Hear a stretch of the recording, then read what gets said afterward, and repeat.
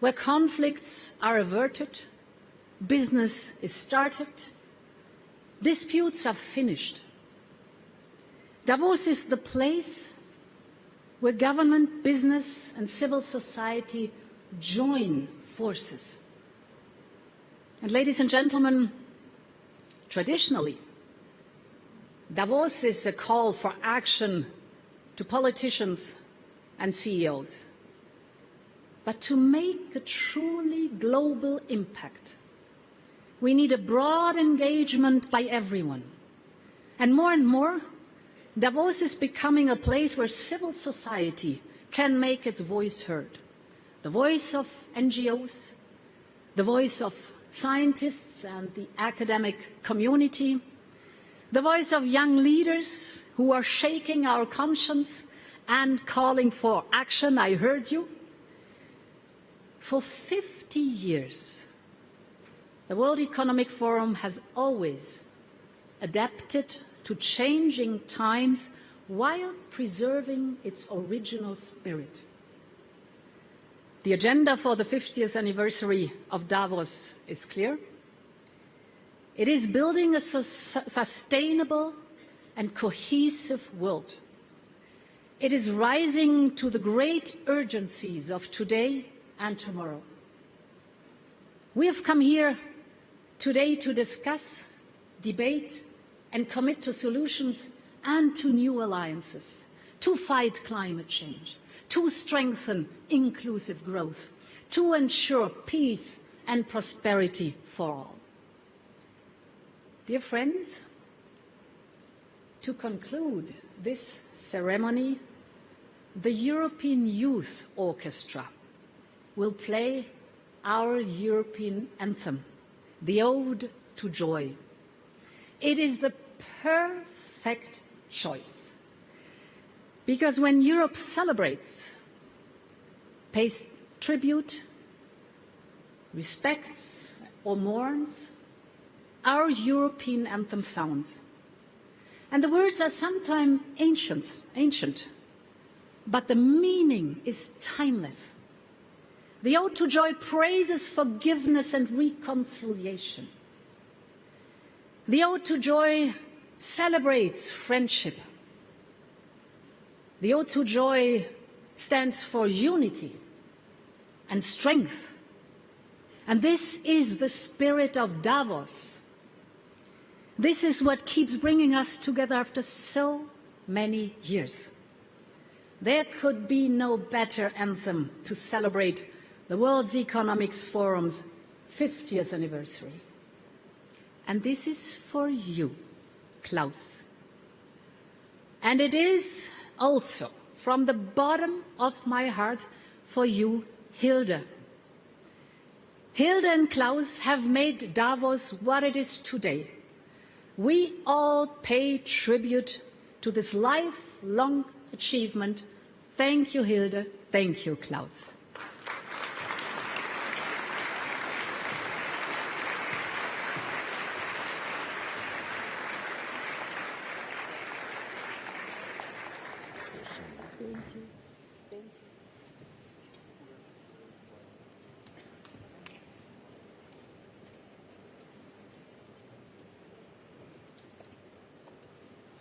Thank you, Mrs. von der Leyen, for your warm words. And let me include also all the people who have worked for this evening to make this a wonderful, emotional moment, as you so well described. Welcome to this 26th Crystal Awards. As we mark the legacy of the World Economic Forum at its 50th annual meeting, we also celebrate the enduring contributions to society of exceptional artists working towards creating a more inclusive and sustainable world. This year, our awardees are bridge builders. They connect us to each other, they help us reflect on the human condition, and they provide visions of the world that can cut through the limitations of short-term or linear thinking. This year's awardees are part of a group of over 40 cultural leaders with us at the annual meeting. They participate across the official program in sessions and in the equivalent of an arts festival created especially for you. You will be able to enjoy more than 20 exhibitions, installations, and performances throughout the meeting. On this occasion of the 26th Annual Crystal Awards, we are delighted to celebrate the leadership of artist Theaster Gates, actor Deepika Padukone, choreographer Jin Xing, and artist Lynette Wallworth. Theaster Gates receives the Crystal Award for his leadership in creating sustainable communities. Theaster grew up on Chicago's West Side, where he sang in his church choir and helped with his father's roofing business. He had an early interest in how to shape the world. After his studies, he received a multidisciplinary master's degree from Iowa State University in urban planning, ceramics, and religious studies. Theaster started his career as a potter. Today, he is a world-renowned installation artist, recognized for his work as a painter, sculptor, performance artist, professor, and urban planner. His socially engaged work that creates spaces for conversations about race, history, and dignity has been shown at the Whitechapel Gallery, Whitney Biennale, Documenta, and many other prestigious events, galleries, and museums around the world. He created the Rebuild Foundation to revitalize disadvantaged neighborhoods in Chicago's South Side through a series of architectural, artistic, and educational initiatives. Klaus and I had the great pleasure of touring some of Theaster's incredibly inspiring projects, like the Stony Island Arts Bank, a dilapidated neoclassical building that Theaster bought from the city for $1 in 2013. He brought it back to life as part library, part community center, part gallery. He is a true cultural and community leader. Ladies and gentlemen, please join me in congratulating Theaster Gates for receiving the 2020 Crystal Award. Please go ahead.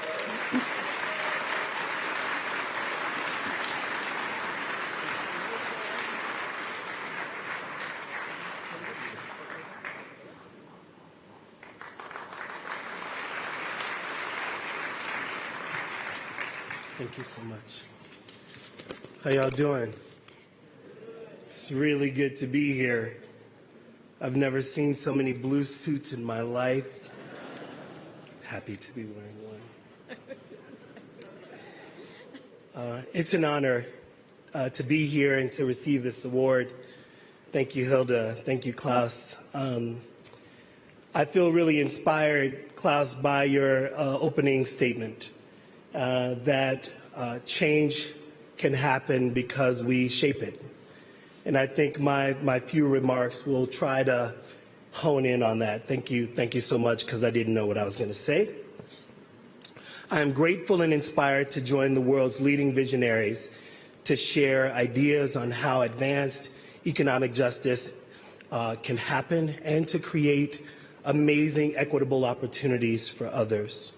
I'm humbled and delighted to share this accomplishment with my colleagues, Deepika, Jin, and Lynette. It's been sweet getting to know you guys today and spending time with you. Thank you so much. It was really beautiful, Klaus, when you and Hilda came to Chicago, because I didn't really know who you were. I was hanging out, I had a meeting, I knew that you guys had started this thing. I had been here, I knew it was kind of important. But what felt really sweet was that as we went building to building, you had all these questions. Like, how do you finance this? Who works here? What's the structure? And you were asking me business questions related to my creative process. And I found in you a real ally, an ally that would help me think through how to sustain these things, which parts were important. Was I really making the kind of impact that I wanted to make? And because of that visit, I feel like things have gotten a lot better. So thank you so much for coming. The core of my speech was supposed to be about how I didn't really know what I was doing when I started. That there was an abandoned building on my block. I'm not a developer. I was trained as an urban planner, but no one gave me the tools of construction, the tools of finance, the tools of community building. Those were things that I kind of had to bump my head and learn along the way. But as a result of the number of buildings that were abandoned in my neighborhood, I had opportunity after opportunity to practice. And so in some ways, the restoration of these buildings and the redevelopment of my neighborhood felt a lot like ceramics.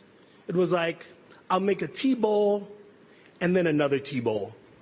And if I keep making tea bowls, eventually the foot of my tea bowl will be better, the walls of my pot will be thinner, it'll be a more beautiful, more efficient tea bowl.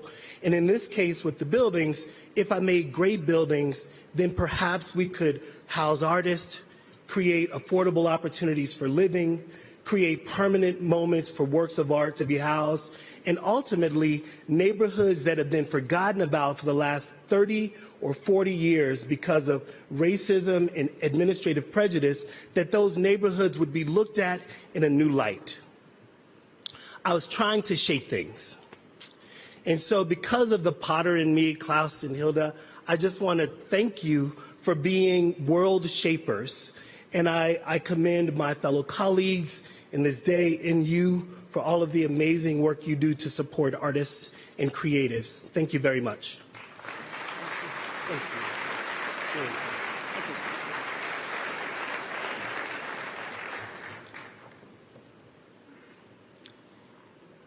Deepika Padukone receives the Crystal Award for her leadership in raising mental health awareness. Deepika is world famous in Bollywood as a Bollywood movie star, but when she was young, she was an accomplished sports person. She grew up in Bangalore, India, and followed in her father's footsteps as a professional badminton player. She also played baseball on a national level until the age of 16, while studying and working as a child model. In 2006, she made her Bollywood breakthrough with the film Aishwarya. Today, she is truly a megastar in the world's most thriving film industry, having acted in more than 30 movies. She was listed as one of Time's 100 most influential people of 2018 and is now one of India's most celebrated actors. In 2015, she showed immense courage when she spoke publicly about her depression. And in the process, she has contributed significantly to lifting the stigma around mental health in India.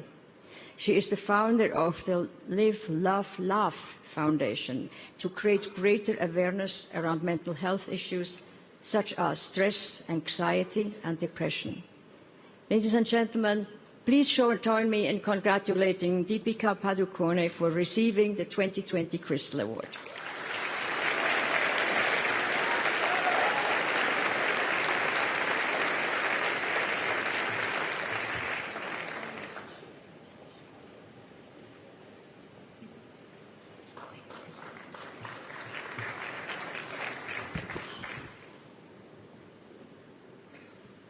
Thank you, Mrs. Schwab, Professor Schwab, and the World Economic Forum. It is truly an honor and privilege to receive this award. In the time that it has taken me to accept this award, the world has lost one more person to suicide. That person may have been a father, a mother, a son or daughter, a brother or sister, a friend, a family member, or a colleague.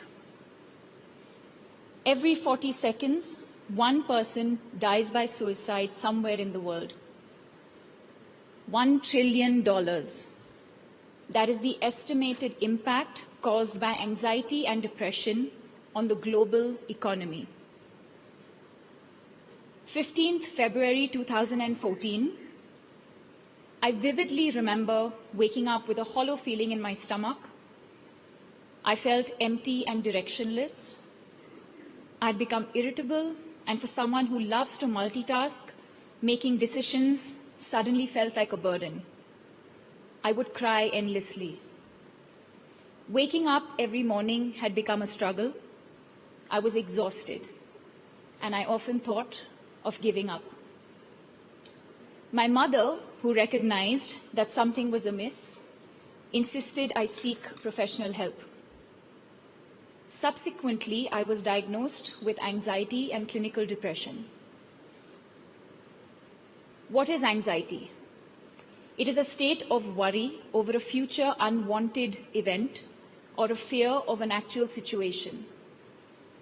Depression is a common yet serious medical illness that affects how we feel, the way we think, and how we act. It is important to understand that anxiety and depression are like any other illness and are treatable.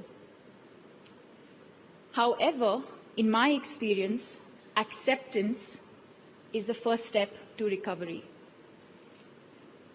Through my journey to recovery, as I began to understand the stigma and lack of awareness associated with mental illness, I felt a deep need to save at least one life.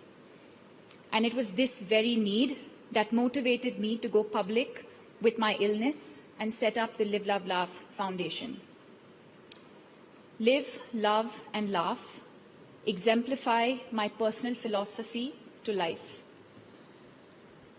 The Live, Love, Laugh Foundation aims to provide hope to every person experiencing stress, anxiety, and depression, and has undertaken work in the following areas: awareness programs in schools covering over 150,000 adolescents and 16,000 teachers across 11 cities in India, funding free psychiatric treatment in low-income communities, collaborative partnerships to run continuing medical education programs in common mental disorders for general practitioners, nationwide public awareness campaigns to destigmatize mental illness, an annual lecture series featuring some of the world's foremost thinkers and achievers, and research. As key stakeholders in shaping the global mental health narrative, prioritizing mental health in the workplace and various other communities, integrating mental health curriculum in educational institutions, providing accessibility to affordable mental health care, and enhancing funding for mental health are some of the focus areas that we believe are the need of the hour. As most of us know, stakeholders for a cohesive and sustainable world is the theme for this year's annual meeting. But in order for us to truly achieve a cohesive and sustainable world, now more than ever before, we need to prioritize the needs of every individual, including those affected by mental illness. Mental illness has presented us all with a very tough challenge. But in my love-hate relationship with the illness has taught me so much: to be patient for one, that you are not alone, but most importantly, that there is hope. For in the words of Martin Luther King, everything that is done in this world is done by hope. Thank you. Thank you. Thank you. Thank you.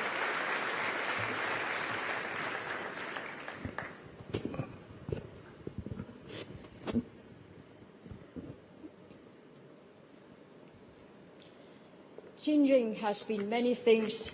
She receives the Crystal Award for her leadership in shaping inclusive norms, cultural norms.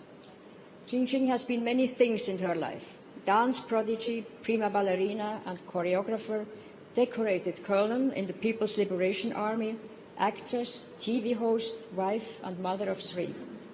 As a young boy, Jin Xing had a precocious talent for dance.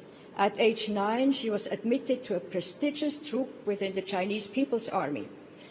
Her rise through the ranks accelerated when she won her first national dance championship at age 17, becoming the #1 male dancer in the country. She studied dance in New York, and upon returning to China, Jin Xing decided to undergo gender reassignment surgery, becoming the first person in China to publicly do so. Today, Jin Xing is one of China's most recognized personalities. She is the founder of the award-winning Jin Xing Dance Theater. She performs a weekly talk show in theaters across China, and she has hosted variety TV shows such as Venus Hits Mars, Chinese Dating. In the Jin Xing Show, a widely successful program with an estimated viewership of 100 million people every week, she sparks a national dialogue on popular culture and values. Ladies and gentlemen, please join me in congratulating Jin Xing for receiving the 2020 Crystal Award.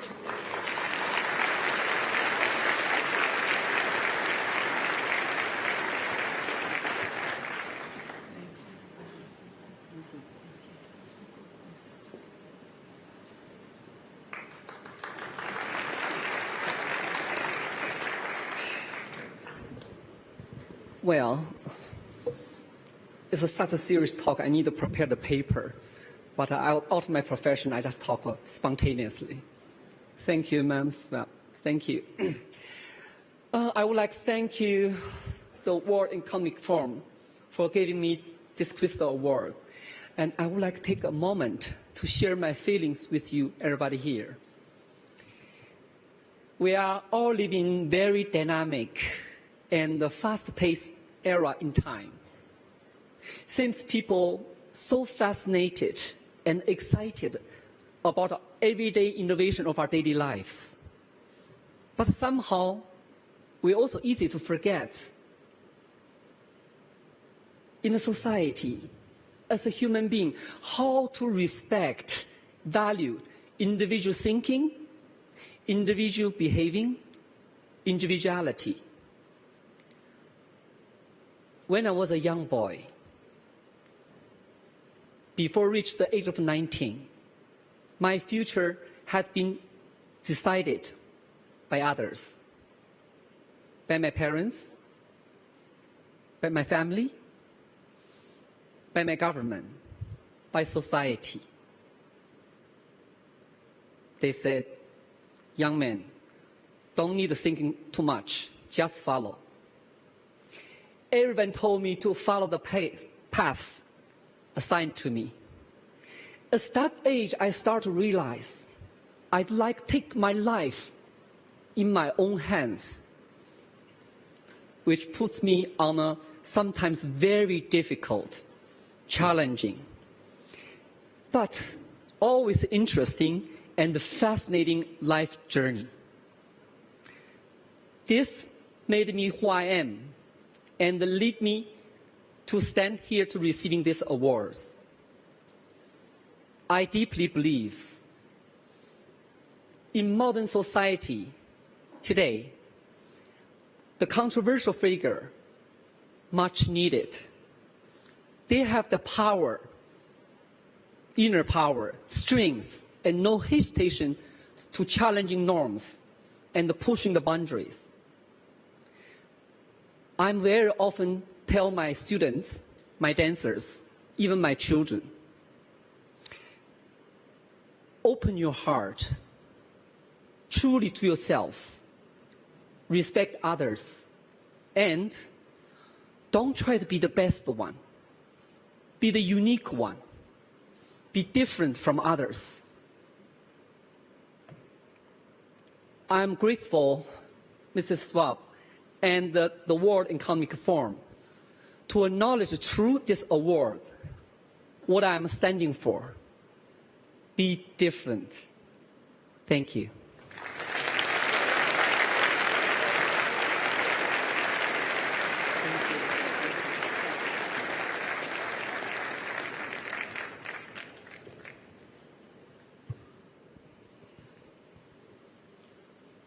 Lynette Wallworth receives the Crystal Award for her leadership in creating inclusive narratives.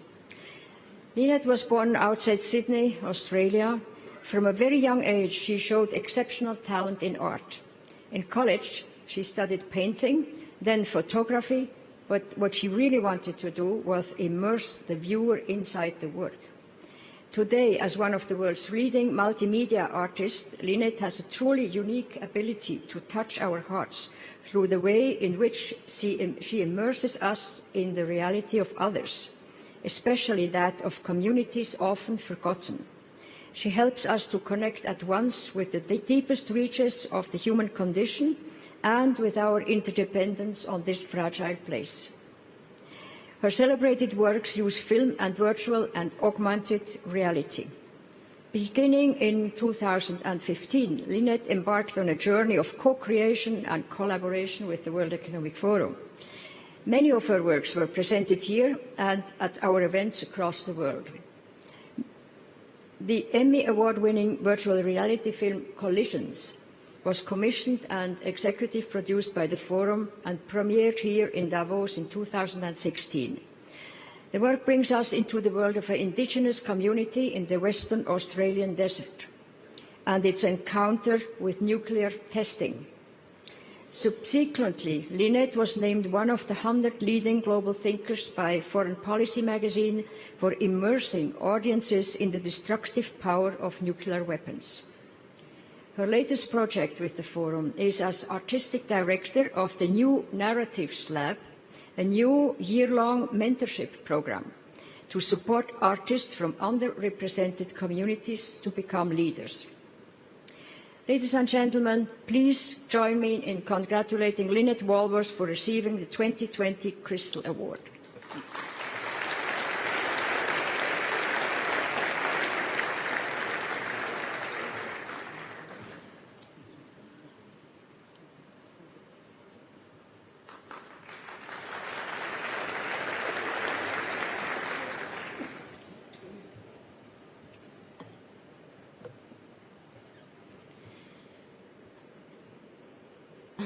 Thank you. To write this acceptance speech, I woke at 4:30 a.m. before first light, when the air was cleaner and cooler, and I couldn't see the wrong-coloured sky, the strange red-grey or smoke-filled white, when it was easier to breathe in my heartbroken country. I woke thinking about leadership, knowing I would be standing in front of you here, accepting this beautiful award. I've been coming here for over half a decade now, at first in amazement that my works of art were embraced and held and listened to, and some of them indeed have been powerfully embraced by you. I brought virtual realities and held them up for contemplation. And tonight I bring another reality, but it is not an artwork. I am standing here a traveller from a new reality, a burning Australia, where amidst the endless falling ash, the thing that is clearest to see is that what was feared and what was warned is no longer in our future a topic for debate. It is here. We have seen the unfolding wings of climate change.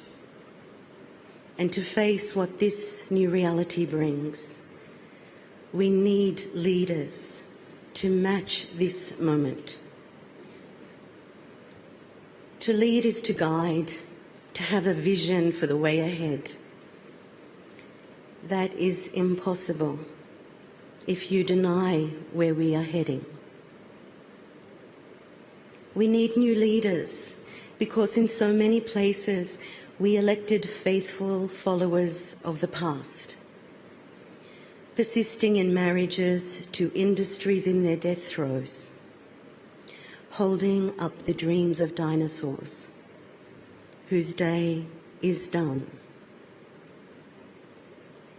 This is a time for new leaders, for youth leaders, for women leaders and Indigenous leaders, and for those who can work with them, because this world has already changed.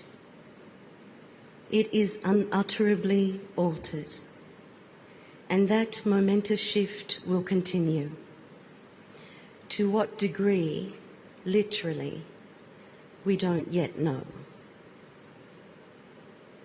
But what we do know is that those who led us here aligned themselves with corporations over community, with privilege and power over shared humanity, and with ledgers over values.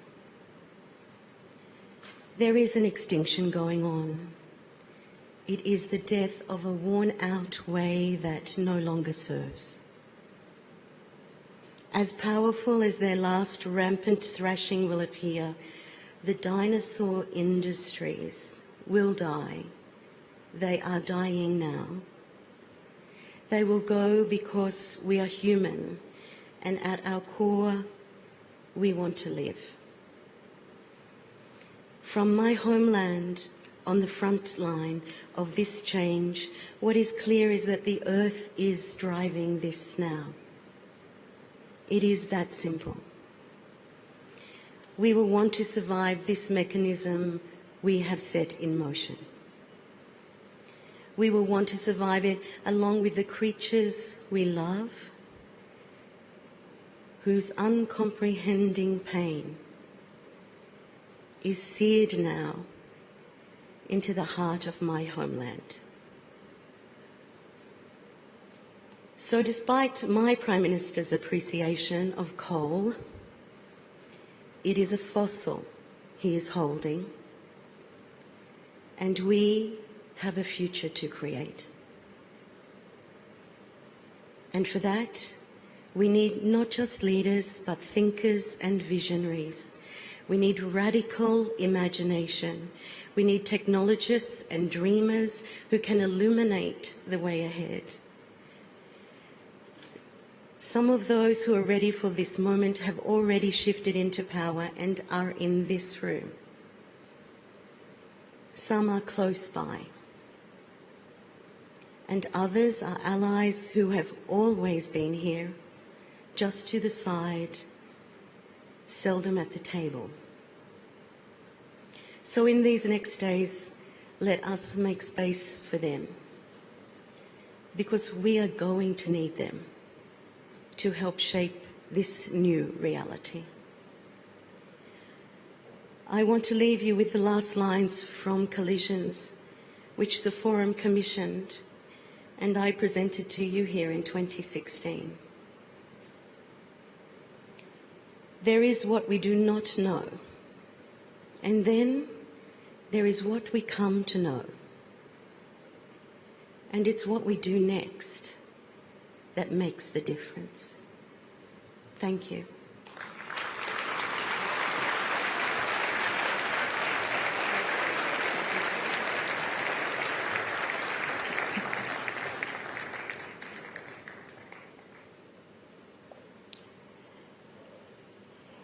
I am delighted to turn our attention now to the opening concert. Marin Alsop will lead the European Union Youth Orchestra together with the Sao Paulo Symphony Orchestra Choir and 4 exceptional soloists, Luisa Francesconi, Ao Lee, Eri Nakamura and Tsvakalele Shabalala.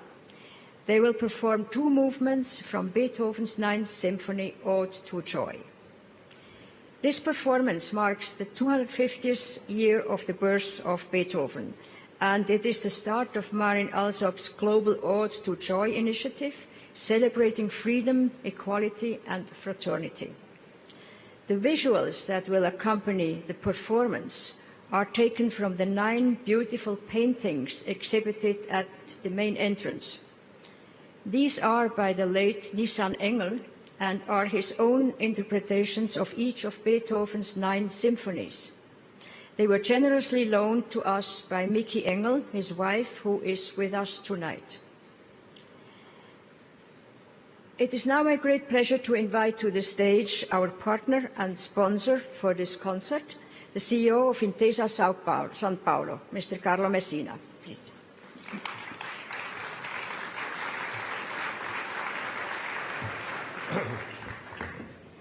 So good evening, ladies and gentlemen, and I'm very happy to be here. And thank you very much to you, Hilde and Klaus, to be in a position to be the sponsor for this 50th anniversary. And I can confirm you that we can be sponsor also for the next 50 years. So if you need a sponsor, you have also the possibility to have for the next 50 years. So we can join you in the next 50 years.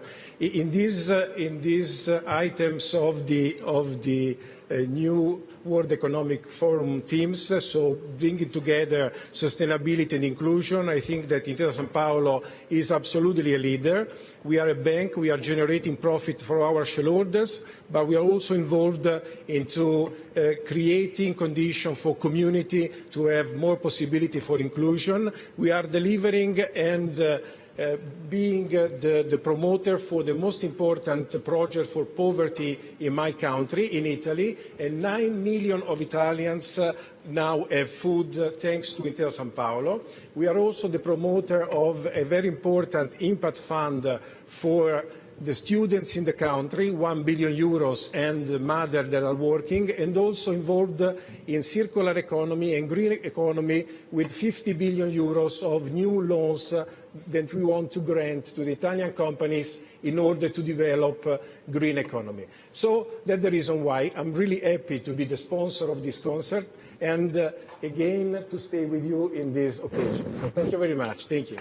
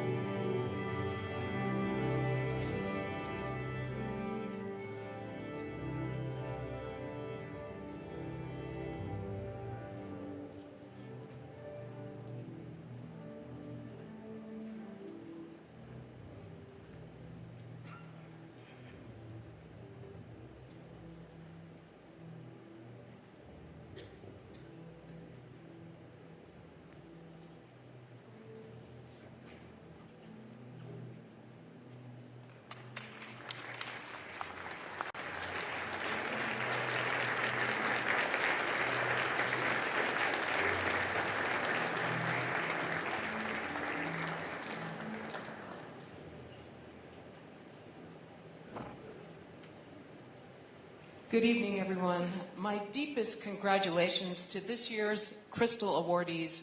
I feel truly humbled and honored to be counted among their ranks.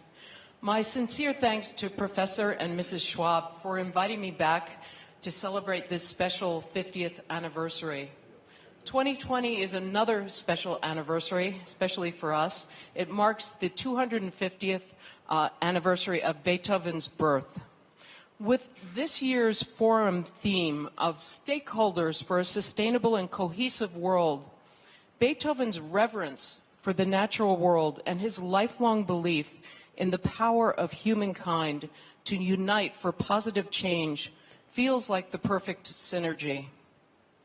Tonight, we're honored to bring you the Global Ode to Joy project, a project that will take place on 6 continents to reimagine Beethoven's iconic Ninth Symphony for our 21st century. In partnership with Carnegie Hall, the Global Ode to Joy has commissioned 9 new texts inspired by Schiller's and Beethoven's themes of unity, tolerance, peace, and joy. Our 120 performers this evening, in case you counted them, hail from 20 countries and range in age from 18 to 65. Please welcome first the young musicians of the European Union Youth Orchestra.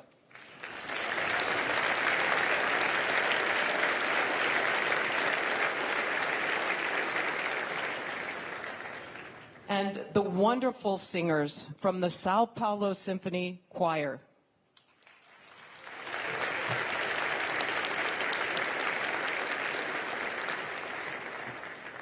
From Japan, soprano Eri Nakamura. And representing both Brazil and Italy, mezzo-soprano Luisa Francesconi. From Africa, tenor Zwageli Chabalala. And from China, baritone Ao Li. We'd like to perform the scherzo and the finale from Beethoven's Ninth Symphony with a new text in Portuguese by Arthur Nestrovsky.